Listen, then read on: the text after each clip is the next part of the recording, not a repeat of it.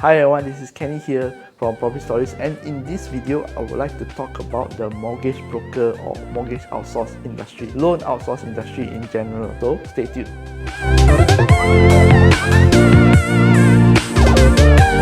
Last week, I got a call from my friend who asked me, I want to refinance my house, and then I got this call from this mortgage broker, and this agent claims that it can refinance my house and actually get the best deal for me. I want to save on interest. Sounds familiar, right? This is how most of us actually sometimes get calls from out of nowhere and just offering us personal loans and mortgage broking, or even consolidate your loans. For example, you want to cash out or refinance, they offer you all this. And then when you ask these questions like, may I know which bank you're working for? They will say, I'm an outsource of bank A, I'm an outsource of bank B, something like this. They don't mention which company they're working for. So is these people legit or not? That is what the person that called me, my friend, want to know. This industry, right, is some are regulated because some banks actually do give out outsource license for their products, like personal loan, credit cards. Yes, there's an outsourced call center for their bank's personal loan or credit card or even mortgages. Okay, so these people they are licensed by the bank, but they do not work for the bank. They work for these third-party companies, and these third-party companies will contact these people to sell their products. However, mortgages is a bit different. Mortgages, they do not have like a third party to call. Most of the time is that the agencies will not hire. It's a freelance contractor to go and get the loans back for them, okay, for that bank. And one outsource license is only for one bank. Most of the bank in this country, Malaysia, do not, I repeat, do not give outsource license because they want to control the quality of the clients and also to adhere to the compliance. Compliance here meaning KYC. Know your customer. You are supposed to vet through, you're supposed to know the customer. That is why most of the banks do not give outsource license. So if the banks do not give any license, who are these people? That should be your next question. These people are actually freelancers. They are not affiliated to a bank. They're not working for the banks. They are just like you and me. Because you see, ladies and gentlemen, there's no official regulatory body regulating this industry of mortgage broking or loan broking. There's no industry here. It's not like real estate agents where you can check the real estate agent rent number on the website of our regulators, which is the BOVIA. This one don't have. Which means anybody, me, you are the one that's watching this, you also can do a mortgage broking. So what do? They are an intermediary between you and the bank. You pass them your documents. You ask them for advice. They will advise you and they will pass the documents nicely to the banks. So you got so many banks, right? So they will pass to the banks that fits your profile so that you have the highest chances to get the loan. How do they do it? They will take your cases, okay, your document, and pass to the banks that they know, bankers. Because they are not employees of the bank, so they do not have access to the system and they cannot process your case. Okay? They cannot process your case, they cannot advise what is seen in the credit note. They can only trust the bankers that they find to advise them. Which means that the employee or the bank will have access to your credit note. They will see what is the reply, HQ reply in the credit note, and act accordingly, reply accordingly to you. Okay, like KIV, extra documents, those are things. So how do they make money? Number one is referrals. Sometimes the banks actually give referrals out to a real estate agent. Maybe they share, okay?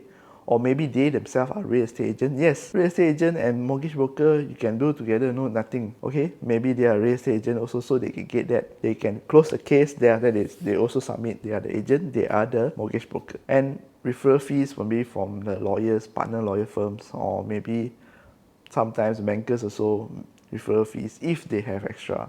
But referral fees are not the main concern. Right now, referral fees is very, very little. And the real way of how these people make money, right, these mortgage brokers make money, is actually via sales of insurance, MLTA. I'm sure if you've heard of MLTA, right? They sell you MLTA on top of your mortgage. That is how they make their money. It's not referral fees. Referral fees and your mortgage is peanuts to them. It's just a door opener. That's why they're giving you free to pass submission and free screening. You see, ladies and gentlemen, these business, right, is like any other business. You can conduct however you want. I've seen and heard cases, right, where they also collect money upfront for consultation, and also they do collect money after you get your loan disbursement. There is a certain percentage of fees to pay. So how they conduct their business, right, is very much different from agent to agent. You have to talk to the agent and see what you want. Some, if it's the cases is more complicated, they will definitely charge you a small fee. You have to weigh yourself. So how do I protect myself, right, Kenny? If I don't know who are these people, then I don't know they are regulated or not. My first advice to you is that if you don't know the person, you won't trust the person, right? If you don't trust the person, why should you trust with your documents and your personal stuff? Walk into the bank. Whatever you need, just walk into the bank and ask. And if you totally lost, you don't know what to do, find someone you can trust. Then to refer a mortgage broker that can do work. Remember, a few bad apples that you hear outside, right, doesn't represent the whole industry, okay? Next, we come to the why. Why are they doing this? And most of them are free. Like I mentioned previously, they want the insurance business, MLTA. So these mortgage brokers, right, they are actually, in a way, they are an insurance agent. They have an insurance license where they go in through the mortgage. They sell you the mortgage first, then talk about the insurance. When the insurance comes, then you have to sign the MLTA with them, or maybe if you have other policies that you need to buy, medical card or what, you buy from that insurance agent or mortgage broker. Next question, perhaps, if you want to engage them, where should you find them, right? I think you can just find them via your friends or family who has engaged the services before, or if you know someone who is doing mortgage broking, you can just find them. If you don't know, I would suggest you to Google, but the Google result is a bit hard to tell whether it's legit or not, the agency. Because the agency, right, can be any names and doing anything. There's no specific agency that say, okay, you are a mortgage broking agency. No, they're not real estate agents like us. So if you want to find them, I would suggest that you go back to the roots. You someone you know, or your friends and family know who actually have the services before with them. The last question here is, when should you hire these people? You should hire these people if you find that you got no time and you don't want to handle all the hassles of dealing with so many banks.